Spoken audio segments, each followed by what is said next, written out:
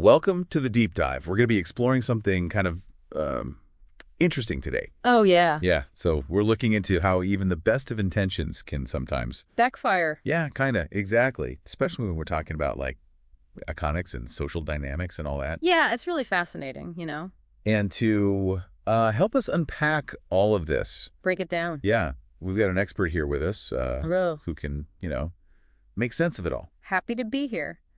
Yeah, I think it's so interesting how often, like, the focus on good intentions, can actually end up overshadowing some of the downsides. Totally. And then you get outcomes nobody expected. Yeah, and that's what we're going to be diving into today with a collection of essays by Thomas Sowell. Oh, interesting. He's kind of a big deal. Yeah, economist, social theorist. Yeah, and political philosopher. Right, right. He really pushes us to think about, like, do good intentions. Always lead to good outcomes. Yeah. And then what happens when they don't? Yeah, I think what's really insightful about Sowell's work is that he encourages us to go beyond just, like, our own opinions. Right. Like, look at the actual evidence, like, what actually happened. Mm-hmm. No matter what your political leanings are, you know what I mean? Yeah. He doesn't shy away from, like, challenging... Anyone. Yeah, challenging stuff from all sides. Right, he doesn't fit neatly into any box. No. And one of the things that really hit me was his example in Housing Hurdles about these height restrictions in cities. Oh, yeah. On the surface, it's like, okay, wanting to keep a city looking nice, that's a good thing. Yeah, aesthetically pleasing, yeah. But then Sowell points out that these rules can make housing crazy expensive. Oh, wow. And then people can't afford to live there. Yeah, affordability becomes a huge issue. Exactly. And I think what's so interesting here is that these goals that seem so positive end up having kind of the opposite effect, because you're limiting the supply of housing. Right. Especially in places where people want to live. You know what I mean? Yeah. So what happens? Prices go up. Prices go up. And the people who end up getting priced out are often the ones that... The policy was supposed to help. Yeah, exactly. It's kind of wild. Yeah, it's like trying to create this perfect city. Yeah. But there's this hidden cost. Yeah, exactly. And it's not just about affordability either. Oh. So it actually points out a connection between these height restrictions and, like, highway fatalities. Oh, wow. In places like California, Interesting. people are forced to live further away. Yeah. And that means longer commutes. Right. More time on the road, more risk of accidents. It's true. It's true. It's like, I think it just shows how, like, interconnected all this is. Everything is. Yeah. One thing leads to another, and you don't even realize. You try to make one thing better, and something else gets worse. Exactly. Yeah. It's all about thinking about, like, those ripple effects, The unintended consequences. Yeah, even when you're trying to do something good. Right. And some people might say, well, if you can afford to live in those fancy places, you should be the one paying for it to look nice. Yeah. Right. That's a fair point. Right. But it brings up the question of, like... Who decides? Yeah, who gets to decide and who ends up actually shouldering the burden, Yeah. And it reminds us that with every policy decision... There's a trade-off. There's always a trade-off. There's always some give and take. And it's not always easy to figure out, like, right answer. No, there's no easy answers here. Okay, let's shift gears a little bit. Okay, sure. And talk about something even more, I guess, controversial. Oh, boy. Price gouging. Ooh. Specifically after natural disasters. Okay. So Sowell's essay, Price Gouging in Florida, yeah, uses hurricanes as an example. Makes sense. And it's easy to get upset. Oh, yeah. When prices for, like, water and batteries just skyrocket after a hurricane. Everything's so expensive. Yeah. It's like, come on, So what does Sowell say about all this? Well, I think, the term price gouging is it's very loaded, right? It is. It's very emotionally charged. But so what he wants us to look past that. Okay. He argues that those high prices, even though they seem really unfair, actually they serve a purpose. Okay, but wouldn't it be more compassionate to, make sure that those essential things stay affordable during a crisis? I see what you're saying, but... even if there's less to go around? Here's where you got to understand supply and demand. Okay. So when prices go up, Yeah. It encourages suppliers, right? Okay. To bring stuff to the area where it's needed. Okay. Think about it. If prices stayed really low, Yeah. what would make suppliers want to risk like a dangerous trip Right. to bring in more supplies? So letting prices go up actually helps fix the shortage in the long run. That's exactly it. It's like a self-correcting system, Wow. Those higher prices, they're a signal To the market. to the market that, hey, something's needed over here. Right. And then, boom, more supplies start coming in. It's kind of counterintuitive, but I see what you're saying. Like, Okay. it's more effective than just relying on people to be nice. Yeah, it's not that there's no place for compassion and aid, but understanding these forces, these market forces, it helps us see things from a different angle, It makes you think about, like, how we react to these kinds of things. Like, we might get angry, but maybe that's not the best way to actually solve the problem. That's why it's so important to analyze these things carefully. Oh, Because yeah. there's always more to it than meets the eye. Totally. You got to think about the complexities, Yeah. the But trade-offs. even when you're dealing with something really emotional. Right, exactly. Okay, well, let's talk about another topic that's always up for debate. Right, what's that? Minimum wage. Oh, yeah, that's a big one. So he tackles this in his essay called Minimum Wage Madness. Oh, interesting title. Right. And his take on it might surprise some people. Oh, okay, I'm curious. So the idea of raising the minimum wage Hmm. to help people earn a living wage, that's a good thing. Of course. But Sahel argues that we need to look beyond that. Beyond the good intentions. Yes. And think about, the downsides. Okay. He suggests that these minimum wage laws Mm-hmm. could actually make unemployment worse. Really? Yeah, and particularly among The low-skilled workers. the very people it's trying to help. Wow. Okay. But don't a lot of people say that raising the minimum wage helps the economy?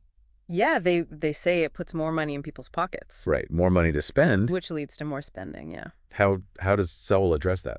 So he gets that point, but he points out that labor markets, they're complicated. Right. And if you raise the cost of labor too much, it can backfire on you. Okay. Especially for like small businesses. Yeah, they might not be able to hire as many people. Right. Or they might have to like raise their prices to make up for it. Which causes inflation. Which can lead to inflation, exactly. So it's a tough situation. Yeah, it's a balancing act. You want to help workers, but you don't want to hurt the businesses that employ them. Exactly. It's all about like those unintended consequences. A ripple effect. Yeah, you got to think about the big picture, And so it was really pushing us to grapple with that. He's not saying that helping people is a bad idea. No. He wants us to think about the whole thing. All the different pieces. Yeah, all the consequences, both the good and the bad. It's a reminder that even when we're trying to do the right thing, our actions can have effects that we didn't even consider. And that's why like examining these things in detail is so important. Yeah. Because there's rarely a simple solution to a complex problem. Right. It's always more complicated than it seems. Okay, well, on that note, let's talk about Sowell's analysis of social programs. Okay, sure. Specifically Social Security. Oh, interesting. In his essay, Privatizing Social Security, Part 2, he paints a kind of What's the word? a kind of concerning picture. Concerning. Yeah, of a program that a lot of people rely on. For retirement, yeah. Yeah. Okay. So Sowell compares Social Security to What's the comparison? insurance companies. Insurance companies, okay. So insurance companies have to be really careful Oh, yeah. about how much risk they take on. Right. And making sure they have enough money to pay out. What claims? Yeah. They have a big incentive to, Stay afloat. stay solvent. Exactly. Stay in business. But Social Security is backed by the government. Right. So shouldn't that make it more stable? You would think so, yeah. But Sowell argues that politicians, they're driven by getting elected. Right. Right? Yeah. And so they might make promises That they can't keep. they can't keep, yeah, especially in the long run. So this system that's supposed to be a safety net could actually become a problem. Because of politics. Yeah. That's a pretty serious thought. It is. It makes you think about like the conflict between wanting to help people, passion, Right. and the reality of like money. Can you actually pay for it? And you actually pay for it, yeah. And so Will doesn't necessarily have all the answers. No, but he does. It makes you think. He makes you think. He throws out some alternatives. Like what? Like personal retirement accounts. Okay. You know, where people have more control over their own money. Right. Their own savings. So is it better to promise more than you can deliver? Right. Or is it better to create a system that's sustainable? Sustainable. That's the question. Wow. That's what Sowell wants us to wrestle with. So we've talked about housing, natural disasters, minimum wage, even Social Security. It's a lot. And it seems like there's this theme running through it all. What's that? Even when we're trying to do good, our actions can have these unintended consequences. And that's just the beginning. Yeah. Sowell's work, there's so much in there. Well, we've only scratched the surface here today. Yeah. There's a lot more to unpack. Lots to explore. But we're going to have to pause for now. Take a break. Stay tuned, though. Yeah, come back. When we come back, we'll continue our journey into the fascinating world of Thomas Sowell. Thomas Sowell. And all his ideas. And all his thought-provoking ideas. Yeah, wait. Yeah, me neither. All right. See you soon. All right, see. Welcome back to the Deep Dive. We're continuing our exploration of Thomas Sowell's thought-provoking essays. Yeah, he's really got he's got a way of connecting all sorts of things together, you know, like housing, prices, diversity, social mobility. It's all like tied together somehow. It is. It all comes back to like these core principles about like how societies work, you know. Yeah, and one of the things he keeps coming back to is this idea of unintended consequences. Yeah, the ripple effects. Yeah, the things we don't see coming. It's like that saying, you know, the road to hell is paved with good intentions. Right. You're so focused on the good thing you want to do. Yeah. You don't see the downsides. For who ends up paying the price, right? Exactly. And so really makes this point in his essay on property rights. Oh, yeah, property rights. Yeah, so he's critiquing this trend of, you know, all these zoning laws and environmental regulations.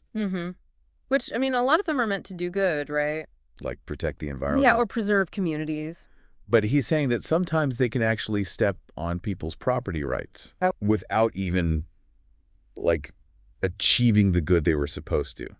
He gives this example of someone not being allowed to plant a hedge on their own property. What? Because it might block their neighbor's view. Oh, come on. That's kind of ridiculous. It sounds crazy, right? Yeah. But it shows how easily, like, our freedoms can be chipped away. In the name of the greater good. Yeah, exactly. It's like we're sacrificing individual liberty for the sake of, I don't know, the collective or something.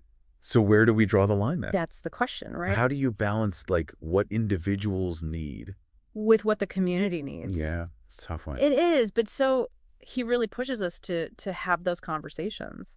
Yeah, it's a good reminder that freedom isn't just some, like, abstract idea. No, it's real. It affects our lives. Every day. Even when it comes to stuff like planting a hedge. Absolutely. And this all ties into another big thing Sowell talks about. Personal responsibility. He really believes that people should be held accountable. For their choices. For their choices, yeah. Even when things are tough. But, I mean, some people would say that ignores, like, systemic inequalities. Right. Like, not everyone starts off in the same place. That's true. That's a valid point. How does how does he deal with that? So he acknowledges that life isn't fair. Okay. But he thinks that if we just focus on, like, the external stuff, like discrimination or whatever. You know, things outside of our control. Yeah, it can make people feel helpless. Like a victim. Yeah, and he believes that people can overcome those things. Even if it's hard. Even if it's really hard, yeah, through hard work and determination. So it's not about denying that those systems exist. No. It's about focusing on what you can control. Exactly. Taking ownership. Yeah, not just being, like, passive, you know? Right. It's about agency. It's a tricky balance, you know? It is. Recognizing the systems, but also, like... empowering individuals. Yeah. And this kind of connects back to something else Sowell talks about. What's that? Realistic expectations. Oh, interesting. So he's critical of these, like, utopian ideas. Yeah, like everything's going to be perfect. Quick fixes, easy solutions. Which, let's be honest, never really work out. He's saying they oversimplify things. Right. And then we end up disappointed.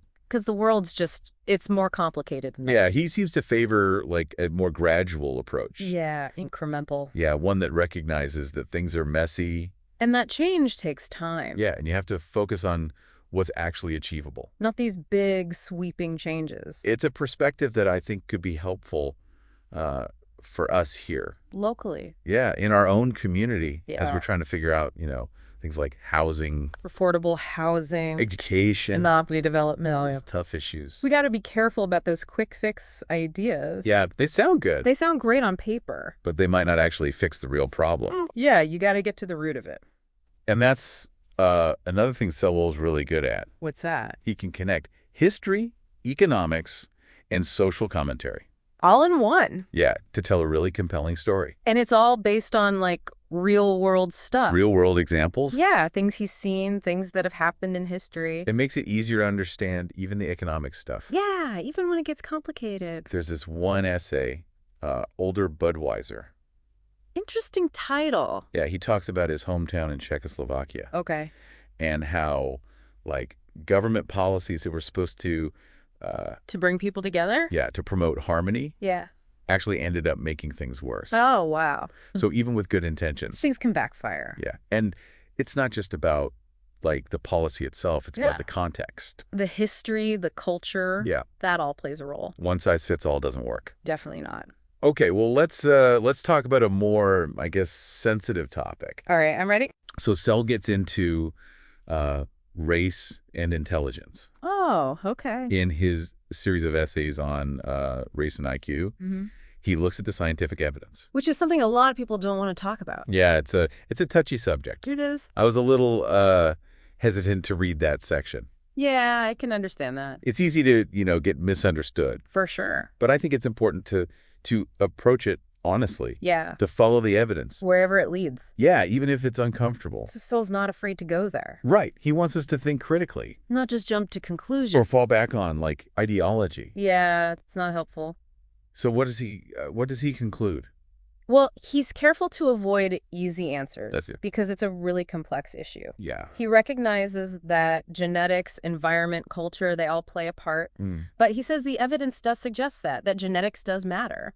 Okay. And that ignoring that can lead to, like, bad policies. That don't actually fix anything. Exactly. So it's a nuanced perspective. It challenges us to think about things from different angles. It's not just shut down ideas because they make us uncomfortable. Yeah, that's the key takeaway from all of Sowell's work, I think. He's always pushing us out of our comfort zone. To think critically. To question everything. And to be open to the idea that but maybe we're wrong. Yeah, and that's what makes his work so valuable. It's not about telling us what to think. It's about teaching us how to think. Exactly. And this ties into another thing Sowell talks about. What's that? He's pretty critical of what he calls, like, the intellectuals. Oh, okay. Or the anointed. What does he mean by that? He's talking about people who, like, prioritize theories. Over, like, what's actually happening. Yeah, the real world. So, like, people who talk about solving problems. Versus people who are actually out there doing it. Like doers. The doers, yeah. He calls them the talkers and the doers. Okay. He thinks some intellectuals can be a little arrogant. Out of touch. Yeah, they advocate for policies that sound good, but then when you actually try them out, they don't work? They have all these negative consequences. He's not anti-intellectual, though. Right. No. Not at all. I mean, he's clearly very smart. Very smart, but he's just wary of, I don't know, intellectual posturing, I guess? Like people who are more concerned with sounding smart? Than with actually solving problems? It's like he's saying good intentions aren't enough. You need to understand how the world actually works. Yeah, and learn from the people who are out there, like, doing the work. The people on the ground. Yeah, it makes me think about, like, the entrepreneurs in our area, the community leaders. The teachers, the healthcare workers. The people who are actually making a difference. They might not have all the fancy theories. But they know what's going on. They have the experience. And Sowell's, he's saying we should listen to them. We need to value that experience, that practical knowledge. It's just as important as the theory. As the book Smarts. And, it's making me realize how much Sowell's ideas apply to our own community. Yeah, totally. His insights about, economics and policy. They're relevant to all sorts of things. From zoning laws to healthcare. It's a framework for thinking about problems. Yeah, and understanding how all these different things are connected. It's really helpful. So how can we, use Sowell's ideas to address the challenges we face here? That's a great question. I mean, he's writing about these big national issues. Yeah. How do we bring it down to a local level? I think we got to start by asking ourselves some tough questions. About, like, the programs we support. Yeah. Are they actually working? Are they doing what they're supposed to do? And are there, like, unintended consequences we're not seeing? We have to be honest with ourselves. Yeah. And be willing to change course if we need to. And that's, I think that's really what Sowell's work is all about. It's about thinking critically. Being realistic. And using evidence to make decisions. He's not just giving us the answers. No, he's giving us a way to think. A way to analyze problems. And find solutions. And that's why it's so valuable. It's not about ideology. It's about empowering us to think for ourselves. To question assumptions. And to arrive at our own conclusions. Based on evidence. Yeah, not just blind faith. And to be open to the possibility that, we might be wrong. Even when we have good intentions. Our ideas might not always work out the way we want them to. It's about being humble. Curious. Always learning. And always searching for the truth. Even when it's hard. That's what makes Sowell's work so powerful. It's a call to action. To think deeper. To engage in difficult conversations. And to work toward building a better world. One thoughtful step at a time. Welcome back to the Deep Dive. So before the break, we were getting into this concept of trade-offs. Yeah, it's something that Sowell talks about a lot. It's Right. like, it's this basic principle. It applies to pretty much everything we do. From, like, personal stuff to... Do big policy decisions. Yeah, and he keeps reminding us... There's no such thing as a free lunch. Right. Every decision has a cost. Every decision has a cost. Every decision has a benefit. You got to weigh them both. It's easy to get caught up in, like, the goal and not think about the downsides. Or who might end up, having to deal with those downsides. Exactly. And so Will's like, hey. Take a closer look. Yeah, think about the trade-offs. What are you giving up to get what you want? So, for example, going back to the minimum wage thing, the idea is to help low-wage workers. Yeah, make their lives better. But, like we talked about, there's this potential trade-off. Businesses might suffer. Yeah, they might not be able to afford to pay everyone more. Especially smaller businesses. And then people lose their jobs. You're trying to solve one problem. But low wages. But you might create another one. Unemployment. It just shows, like, you got to think about the whole picture. Yeah, those unintended consequences. It's not always obvious what's going to happen. And this applies to so many things like environmental regulations. Yeah, protecting the environment is super important. Of course. But if those regulations get too strict... It can hurt businesses. Yeah, it can drive up costs. Which then gets passed on to consumers. Prices go up. Or even worse, people lose their jobs. It's always a balancing act. It feels like you're always trying to, like, find the sweet spot. Yeah, minimize the bad stuff. Maximize the good stuff. And that's where Sowell's work is so helpful. Yeah. He helps us see that there's not always a simple answer. Right. No easy solutions. You got to recognize the trade-offs. Weigh the costs and the benefits. And then make the best decision you can. Based on, like, what's actually going on. Evidence. Facts. Not just what sounds good. And I think it's also about being humble. Admitting that we don't always know everything. And that even when we try to do the right thing, things can go wrong. So Wells' work, it really makes you think about all this stuff. Yeah, it's all about critical thinking. Questioning assumptions. Looking at the evidence. And trying to understand how the world works. He's not telling us what to believe. No, he's giving us the tools to figure it out for ourselves. Which is so much more valuable, I think. It's been a really amazing experience diving into Sowell's work. I agree. And I hope our listeners got something out of it. Yeah, me too. I encourage everyone to, keep reading Sowell. Yeah. Keep thinking about these ideas. And apply them to your own lives. To your communities. Remember, critical thinking is a journey. It's not a destination. Keep asking questions. Keep exploring. And don't be afraid to challenge your own beliefs. And always think about the trade-offs. There's no such thing as a free lunch. Well, that's all the time we have for today. Thanks for having me. It's been a pleasure, and thanks to all of you for joining us on the Deep Dive.